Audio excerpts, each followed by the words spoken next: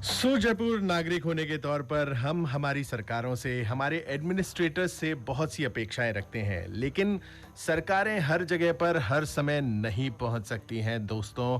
विशेष करके एडमिनिस्ट्रेशन का काम सही तरीके से हो और सही लोगों तक पहुंचे, और कोई कमी हो तो उसके लिए आवाज़ उठे, इस चीज़ की हमेशा आवश्यकता रहती है। और इसी गैप को पूरा करते हैं हमारे ही समाज के कुछ निश्चय कर लेने वाले लोग, और ऐसी ही एक शख्सियत से आज हम आप सबको रूबरू कराने वाले हैं।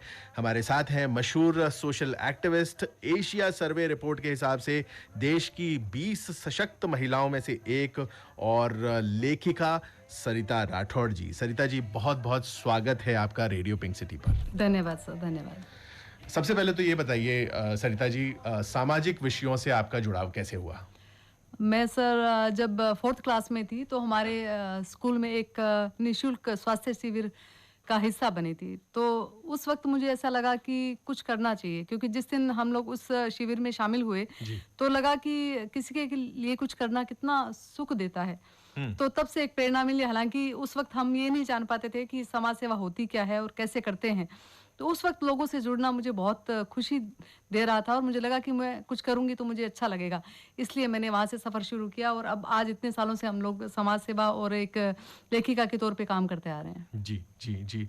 तो आप सामाजिक विषयों से, जैसे महिला विकास हो गया, डिप्रेशन, सुसाइड, ये ऐसे मुद्दे हो गए, इन पर काम करती रही हैं। कुछ उसके बारे में बताइए, क्या क्या काम जो है उनसे आप जुड़ी हुई हैं? जी।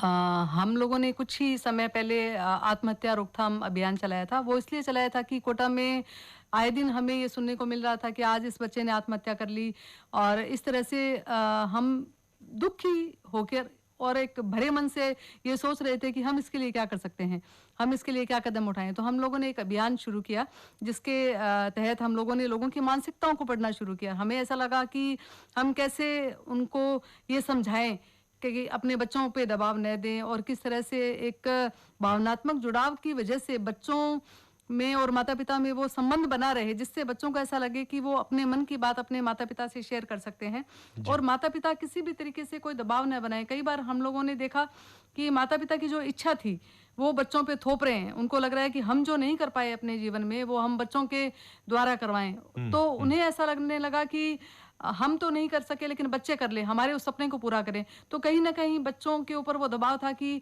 हमें ये लक्ष्य पूरा करना है, या हमें उस संकल्प को पूरा करना है, या हमें दो तरह की जीवन की जो दिनचर्या है उसे अपनाना पड़ रहा था। और उनको लग रहा था कि हम कैसे करेंगे, क्योंकि हम चाहते कुछ और हैं और हम पर जो दबाव बनाया जा रहा है वो अलग है, क्योंकि वो माता पिता कह रहे हैं हमें ऐसा करना पड़ेगा। तो इस तरह से जो आत्महत्याएं हो रही थी और हम देख रहे थे कि उसके पीछे कारण क्या है। तो एक तो उनकी संगति ऐसी कि लोगों को ऐसे लगने लगा कि हम दबाव में हैं और हमें ये करना पड़ेगा। दूसरी बात कि जब घटनाएं ऐसी हो रही थी तो लोगों को लग रहा था कि ये इन्होंने गिव अप कर दिया, उनको लग रहा था कि हम नहीं कर पाएंगे। तो कहीं ना कहीं वो जो मोटिवेशन मिलना पड़ा, मिलना लगा, तो उनको लगा कि हम ऐसे कर नहीं सकते, तो ये हार रहे हैं तो हम भी तो ऐसा ही माहौल देख रहे हैं ना, हम इसी माहौल में जी रहे हैं। तो उनको लगा कि हम भी गिव अप कर देते हैं, और आखिर में वो हार जाते हैं। और उनकी जो वहाँ आने के जो जज्बा है, जो जुनून है, जो प्रेरणा है या संकल्प है, परिश्रम है, वो सब ताक में धरे रह जाते हैं। और कहीं ना कहीं उनको ऐसा लगने लगता है कि हम हार गए, हम नहीं कर सकते, और तब वो ऐसा कदम उठाते हैं। क्योंकि एक ही दिन में ये निर्णय नहीं लिया जाता कि हम आत्महत्या कर लेंगे और हम जीवन को खो देंगे, क्योंकि माता पिता को भी पूरा अपना ये देखना पड़ता है कि बच्चे को पूरा सहयोग करें, प्रोत्साहित करें, उन्हें समय दें, उन्हें भावनात्मक जुड़ाव के अनुसार उनको मतलब रोज़ बातें करें हैं, मोटिवेट करें। तो बहुत सारी चीज़ें ऐसे सामने आई कि हमें लगने लगा कि नहीं, इस पे काम करना चाहिए, और हमने किया, और बड़े स्तर पे हम लोगों ने लोगों की मानसिकता को बदलाव में लाया। जी जी। तो ये तो एक गंभीर समस्या है सरिता जी, जो डिप्रेशन है, सुसाइड रेट है। तो कुछ तो आपने चीज़ें बताई, लेकिन क्या परिवर्तन, क्या लार्जर परिवर्तन करना चाहिए सोसाइटी में? क्या चीज़ें हैं जो बदलनी चाहिए इस चीज़ की रोकथाम के लिए? उसके बारे में कुछ बताइए। परिवर्तन हम लोगों ने ये महसूस किया कि हमने माता पिता से जब काउंसलिंग की तो हमने ये बताया कि क्या एक ही रास्ता है जिस पे चल के बच्चा सक्सेस हो सकता है, या उनको लगता है कि नहीं, वो अपनी इच्छा को नहीं चुने, क्या ऐसा ही जीवन होता है, क्या एक ही विकल्प उसके सामने बचता है? कि ऐसा नहीं किया तो वो कुछ कर नहीं पाएगा। बच्चे की रुचि किसमें है पहले तो ये देखिए, क्योंकि जिसमें रुचि होती है उसमें बच्चा अपने मन से काम करता है और दिल खोल के वो जीता है ज़िंदगी, क्योंकि उसको कोई दबाव महसूस नहीं होता। तो एक तो ये देखा। दूसरी बात हमने ये देखी कि जो आस-पास के लोग हैं वो उनको कैसे मोटिवेट करते हैं, कैसी उनकी संगति है। कई बार ऐसा होता है कि जो आस-पास जो माहौल होता है या घर का ही मान लो, अगर उसमें नकारात्मकता है और पेरेंट्स भी ये सोचते हैं कि नहीं इसको तो कुछ करना ही पड़ेगा और कोई ऑप्शन है ही नहीं, तो कहीं न कहीं वो दबाव ज़्यादा गहरा महसूस होता है और फिर बच्चा अकेलेपन का शिकार हो जाता है। उसे लगता है कि मम्मी-पापा ही नहीं समझ रहे हैं उस बात को, तो हम कहें किसको? तो इस तरह से जो उनका नज़रिया है उसको बदलना ही सबसे बड़ा बदलाव था कि उनकी मानसिकता कैसे बदली जाए कि बहुत सारे विकल्प होते हैं बच्चों के सामने, वो जिसे चाहे उस मार्ग पे चल के अपना रास्ता बना सकते हैं, आत्मनिर्भर बन सकते हैं, अपना अस्तित्व गढ़ सकते हैं। बहुत सारे विकल्प हैं, एक बात। दूसरी बात मानसिकता माता-पिता की बदले कि जो बच्चा करना चाहे वो कर सकता है, उसके ऊपर दबाव न बनाएँ। तीसरी बात संगति का विशेष ध्यान रखें। चौथी बात कि उनको जो करना है उसके बारे में निर्णय खुद लें और फिर बच्चों के साथ उनको पूरा सहयोग दें कि नहीं तुम करो, हम तुम्हारे साथ में हैं। तो इस तरह से मानसिकता के अंदर बदलाव जो आया उससे हमें बहुत अच्छा परिवर्तन महसूस हुआ। जी। देखा गया है मतलब पिछले 20-30 सालों में 2-3 दशकों में कोचिंग के हब्स बन गए हैं जहाँ पर पूरे देश से कोटा एक बड़ा एग्जाम्पल है, पूरे देश से जगह जगह से जो है बच्चे आते हैं और पढ़ने के लिए आते हैं, कोचिंग लेने के लिए आते हैं। तो वो शायद अपने पेरेंट्स से दूर होकर के कुछ अकेले भी पड़ जाते हैं, अकेले रह जाते हैं। ये भी क्या एक कारण है बच्चों के डिप्रेसिव होने का या उनके ऐसा जो है खतरनाक कदम उठाने के पीछे? हाँ, मुझे ऐसा लगता है क्योंकि जब बच्चे पेरेंट्स के साथ में रहते हैं तो उनकी दिनचर्या का पेरेंट्स को मालूम होता है कि कैसे वो काम कर रहे हैं, किस तरह से संगति में रह रहे हैं, अकेलापन तो महसूस नहीं कर रहे।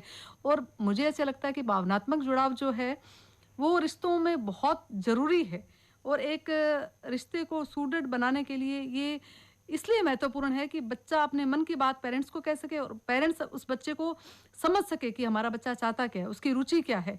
तो दूर रहते हैं तो पेरेंट्स से अलग होके जो बच्चे ऑलरेडी नेगेटिव है, उनकी जो विचारधारा है वो पूरी तरह से नकारात्मक हो चुकी है, उनके बीच में जब उठते बैठते हैं तो वो कहीं न कहीं वो उनके जीवन में नकारात्मकता तो आती ही है। हुँ, हुँ, तो ये बड़ा कारण है। जी।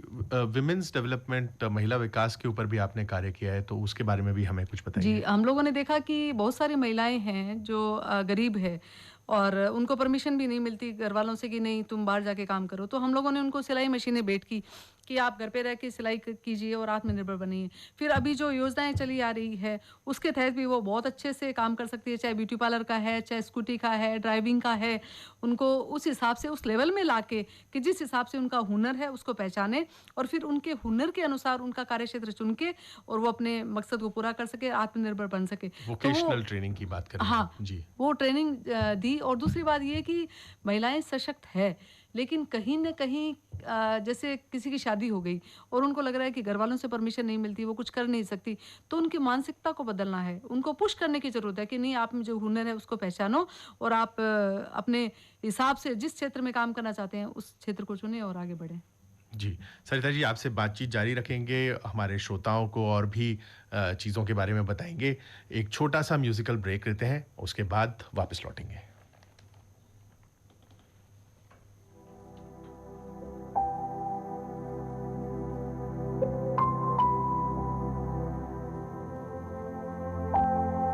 सारी उम्र हम मर मर के जी लिए, एक पल तो अब हमें जीने दो, जीने दो।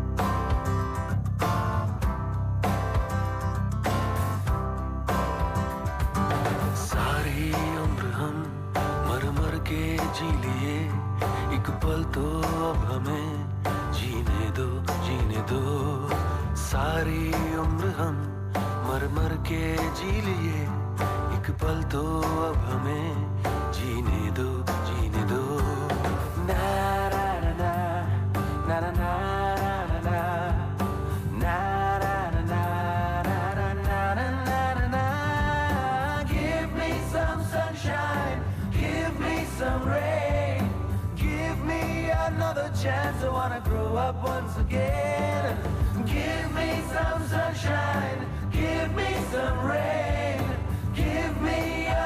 chance, I wanna grow up once again.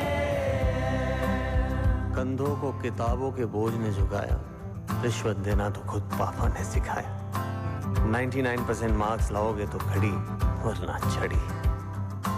लिख लिख कर पड़ा हथेली पर अल्फा बीटा गामा का छाला। कॉन्सेंट्रेटेड H2SO4 ने पूरा बचपन जला डाला। बचपन तो गया, जवानी भी गई, एक पल तो अब हमें जीने दो, जीने दो। बचपन तो गया, जवानी भी गई, एक पल तो अब हमें जीने दो, जीने दो।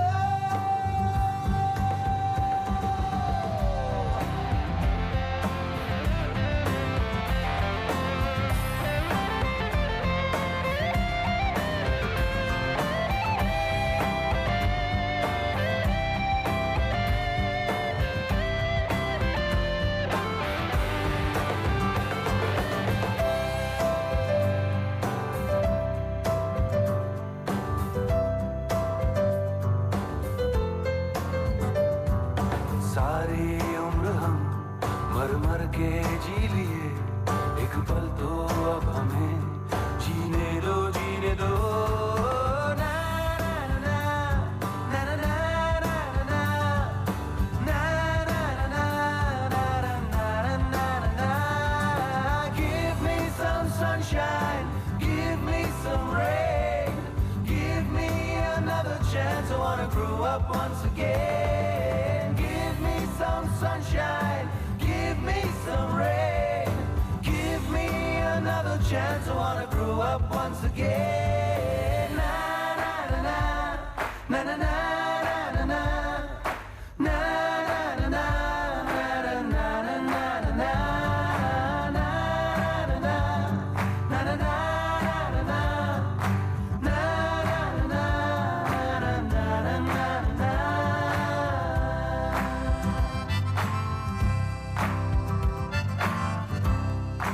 दोस्तों, सोशल एक्टिविस्ट और लेखिका सरिता राठौड़ जी से बात कर रहे हैं हम। सरिता जी, हम बात कर रहे थे आपके सोशल कॉजेज़ के बारे में, सोशल कॉजेज़ जिनसे आप जुड़ी हुई हैं। आप लेखनी से भी जुड़ी हुई हैं, तो लेखन के बारे में भी बताइए, क्या-क्या विषय आपने शामिल किए हैं और हमारे श्रोता कहाँ पढ़ते रहे हैं या कहाँ पढ़ सकते हैं आपको? जब मेरे आसपास जो घटनाएं घटित हो रही थी, तो उसे देखकर मुझे ऐसे लगा कि मैं कुछ लिखूं। जी। और जब मेरी बेटी छोटी थी तो मैं बाहर जाके जॉब कर नहीं सकती थी, तो उस वक्त तो ख्याल आया था कि आगे लाइफ को ऐसे इस तरह से बढ़ाना है, लेकिन ईश्वर ने जो रचा होता है वो हम समय के अनुसार धीरे धीरे समझ पाते हैं। तो मेरे आर्टिकल्स राजस्थान पत्रिका में, दैनिक भास्कर में, अलग अलग न्यूज़पेपर्स में आने लगे। जी। और मैंने उन मुद्दों को उठाया जो महिलाओं से रिलेटेड थे, जैसे कि अभी जो मैंने आर्टिकल लिखे हैं अंगदान पे, दहेज विरोधी, महिला सशक्तिकरण, परितृप्ति, घूंघट प्रथा के विरोध में या फिर दहेज प्रथा के विरोध में, और इस तरह से अलग अलग ग्रुप के माध्यम से मैं लोगों से जुड़ी। तो परितृप्ति के माध्यम से कि लोग अपने जीवन में चाहते क्या हैं, और एक आलेख भी लिखा था मैंने जो 12,000 लगभग शब्दों का है, जो अपने आप में एक रिकॉर्ड है जिसका नाम है सृजन। और इस तरह से उस आलेख के द्वारा लोगों को जीवन जीने की कला सिखाने के लिए मैं ये सोच रही थी कि मैं ऐसे कौन से विषय चुनूं इसमें जो अपने आप में एक संपूर्ण कहानी कहे।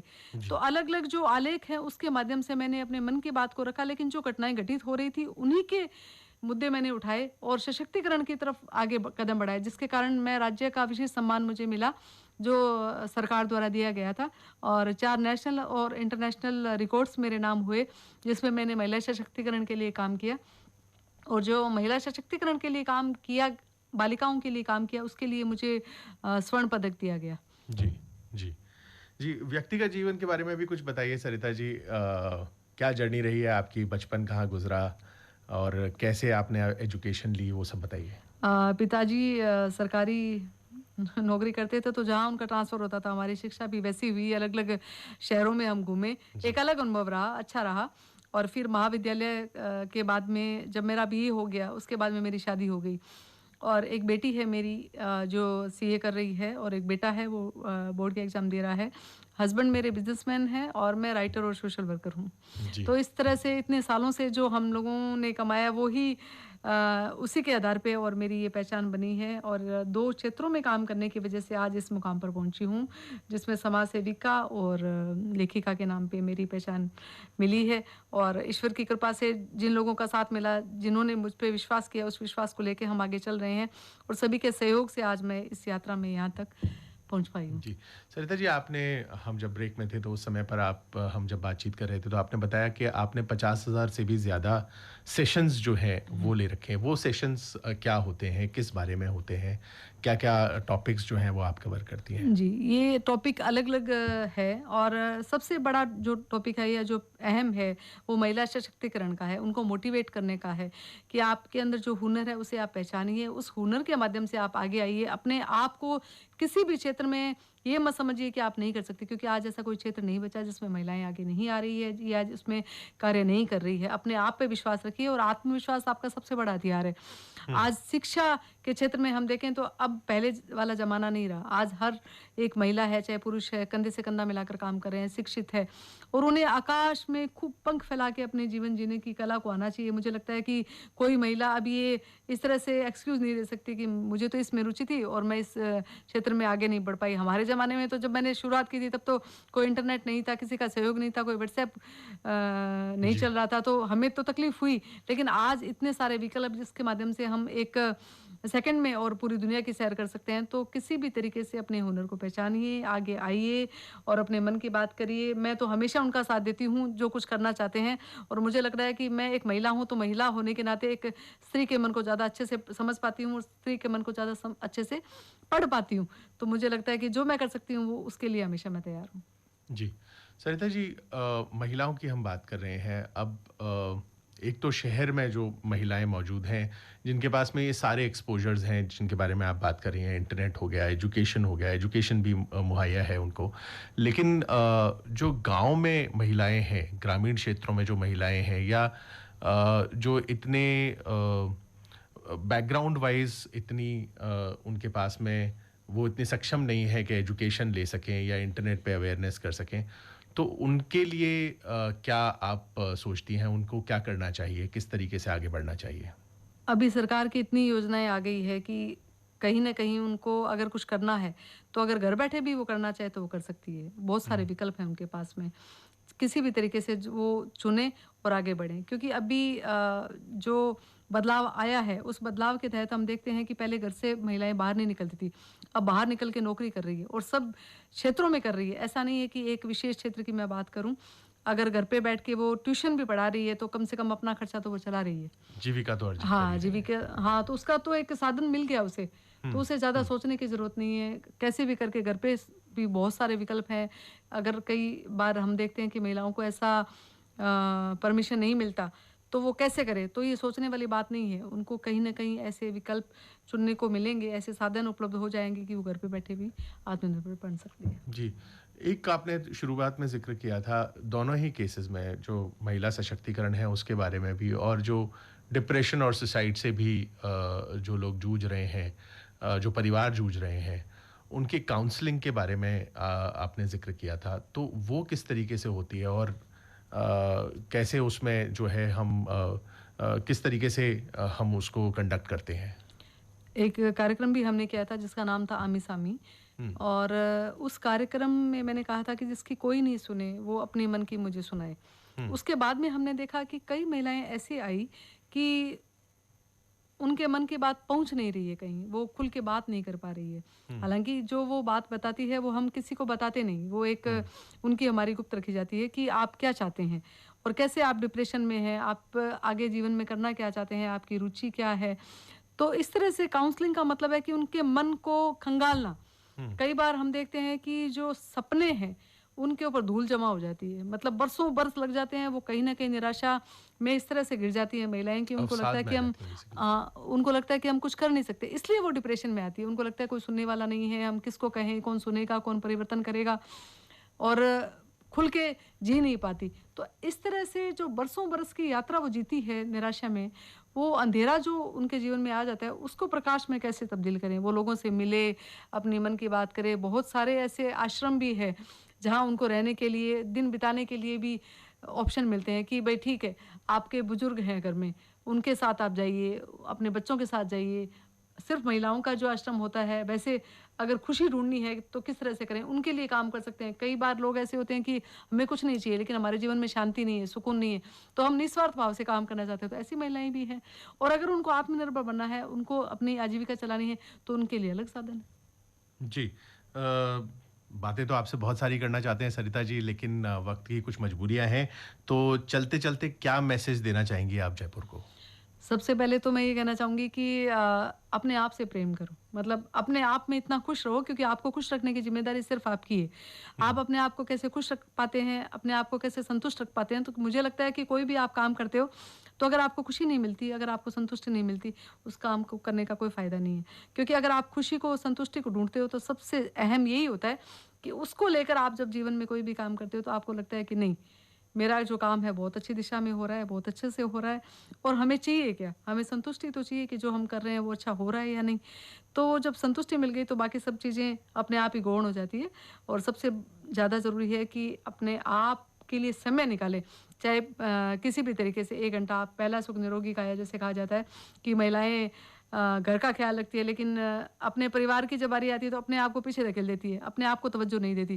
तो सबसे बड़ी बात है कि वो अपने शरीर का ध्यान रखे और अपने आप को वक़्त दे, अपने आप से प्रेम करे और आत्मविश्वास के साथ आगे बढ़े। उसका जीवन है, एक बार मिला है, उसको इस तरह से जिए जैसे एक उत्सव हो। सरिता जी, बहुत बहुत शुक्रिया अपना कीमती समय निकालने के लिए और हमारे स्टूडियो आने के लिए, हमारे श्रोताओं से अपने बात जो है वो शेयर करने के लिए। आपने मुझे आमंत्रित किया, आपके लिए बहुत, बहुत, बहुत मेरे पास शब्द नहीं है। मैं बहुत मन से धन्यवाद दे रही हूँ